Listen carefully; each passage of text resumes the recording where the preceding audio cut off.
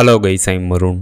13 September 2025 ரஷ்யாவின் Kamchatka பகுதியிலிருந்து ஈஸ்டில் 111 கிலோமீட்டர் டிஸ்டன்ஸில் பூமிக்கடியில் 10 கிலோமீட்டர்லேருந்து 39 கிலோமீட்டர் ஆழத்தில் 7.1 ரிக்டர் அளவிலான எர்த்குவிக் நிலநடுக்கம் ஏற்பட்டிருக்குன்னு யூஎஸ் ஜியாலஜிக்கல் சர்வே தெரிவிச்சிருக்காங்க. இந்த நிலநடுக்கத்தினால சுனாமி எச்சரிக்கை விடப்பட்டிருக்கு. ரஷ்யாவில் ஏற்பட்டுள்ள இந்த 7.1 ரிக்டர் அளவிலான இந்த எர்த்குவிக் நிலநடுக்கத்தினால எந்தளவு டேமேஜ் ஏற்பட்டிருக்குன்னு இதுவரைக்கும் எந்த நியூஸும் வெளியாகல. ரஷ்யாவில் ஏற்பட்டுள்ள இந்த 7.1 ரிக்டர் அளவிலான இந்த எர்த்குவிக் இந்த நிலநடுக்கம் டெக்டானிக் பிளேட் மூவ்மெண்ட்னால ஏற்பட்டிருக்கு.